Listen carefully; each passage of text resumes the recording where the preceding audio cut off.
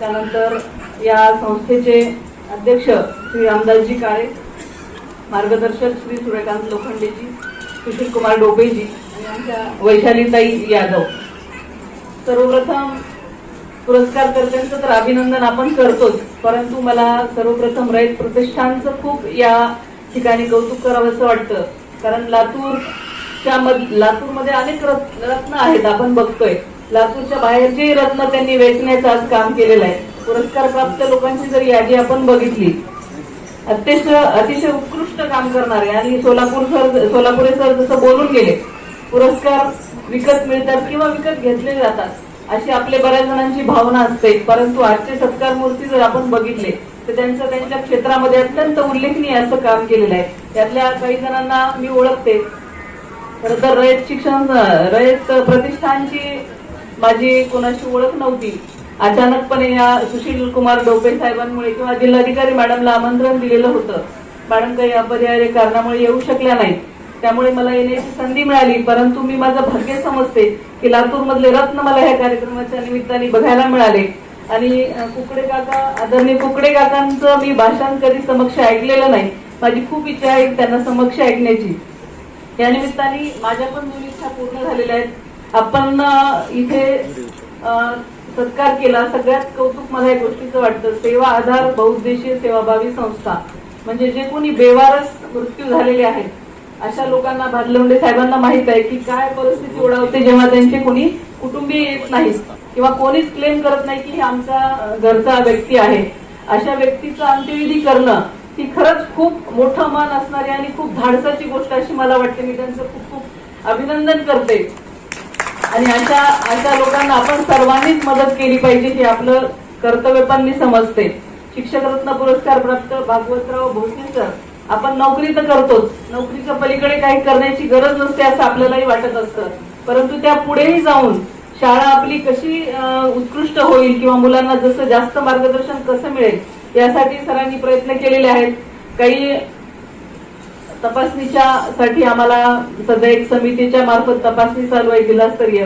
बारीक शाळांना भेटी देण्याचा योग आला, जिल्हा परिषद शाळांना, विशेषतः खासगी शाळांना नाही.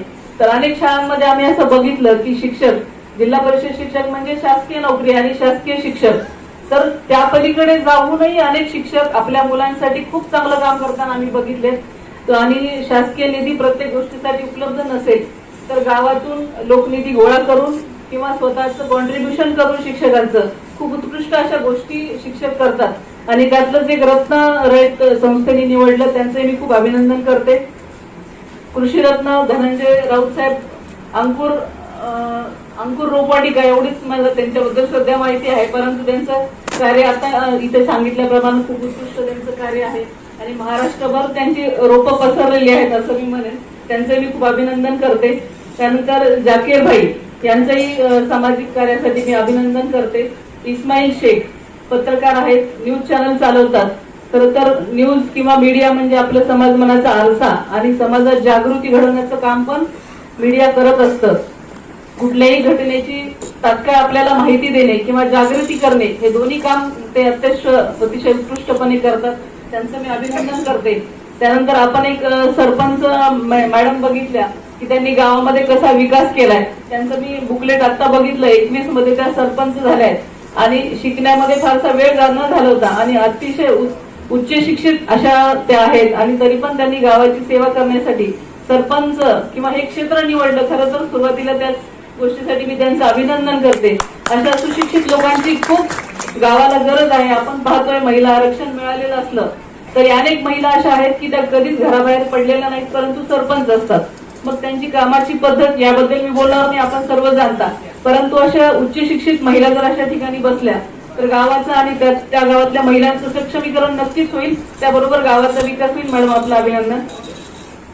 दिव्यांग पुरस्कार प्राप्त श्री बसवराज पैके साहेब यांना मी ओळखते. मी औषधाला यापूर्वी काम केलेलं आहे, त्यांच्या संस्थेत पण मी गेलेले आहे. अतिशय उत्कृष्ट असं काम. स्वतः दिव्यांग असताना आपण परिस्थिती बघितली, त्यासाठी रडत न बसता आपल्यासारख्या अनेकांना आधार देण्याचं काम त्यांनी केलेलं आहे. पैके साहेब आपलं खूप खूप अभिनंदन. वृक्षरत्न पुरस्कार प्राप्त श्री दयाराम सुडे, मी लातूर जिल्हाधिकारी कार्यालयामध्ये यावर्षी जून पासून कार्यरत आहे आणि आल्यानंतर सर्वप्रथम वृक्ष लागवड प्राप्त होण्याच्या उद्देशाने कामही करत नसाल, परंतु आपलं कौतुक होणं, आपला सत्कार होणं हे खूप आवश्यक असतं.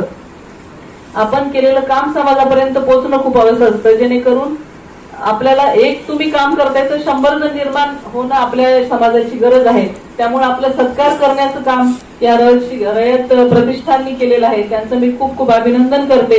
अत्यंत उत्कृष्ट असे त्यांनी पुरस्कार प्राप्त लोकांना निवडलेला आहे. आणि आताच सकाळी म्हणजे कार्यक्रमाच्या सुरुवातीला रक्तदान शिबिराचंही उद्घाटन झालं.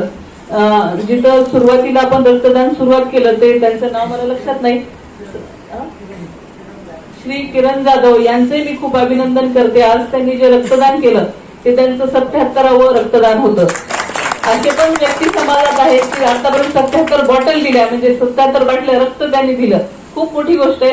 एकदा करायचं असेल तर आपण विचार करतो. 77 वेळा रक्तदान करणे खूप मोठी गोष्ट आहे असं मला वाटतं. या कार्यक्रमाच्या निमित्ताने मी सर्वच आयोजकांचं खूप खूप अभिनंदन करते. आपलं काम भातलवंडे सरांनी, मला भातलवंडे सरांचे खूप कौतुक वाटलं. पोलिसी वेशातला माणूस अशा संघटनेत काम करतोय आणि त्यांनी जे बोलले आता भाषण केलं, खरंच म्हणजे त्यांच्यातला माणूस बोलला. बाहेर जे बघतो तो पोलीस बोलतो, परंतु इथे त्यांच्यातला माणूस बोलला. तर आपलंही खूप खूप अभिनंदन आणि आपल्या कामाला खूप खूप, आपल्या रयत प्रतिष्ठानला खूप खूप शुभेच्छा. असंच आपलं काम बहरत राहावं, आपल्या हस्ते अनेक उत्कृष्ट काम करणाऱ्यांचा सत्कार व्हावा आणि समाजात असंच एक सकारात्मक वातावरण निर्माण व्हावं. आपण बघतोय सोलापुरे सर पण बोलले की नकारात्मकता खूप वाढलेली आहे.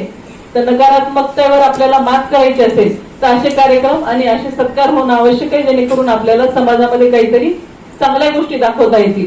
अशा कामांसाठी आणि आपण जे रयत प्रतिष्ठान मार्फत जे काय उपक्रम राबवता, नक्कीच मी इथे कार्यरत आहे. काळेसाहेब कुठेही जिथे आवश्यकता वाटेल किंवा म्हणजे आम्हाला यायला आवडेल, लातूरमध्येच असल्यामुळे आम्ही यात सहभागी होऊ शकतो. नक्कीच आपल्याला आपल्या कार्यासाठी खूप खूप शुभेच्छा देते आणि मला इथे बोलवल्याबद्दल धन्यवाद.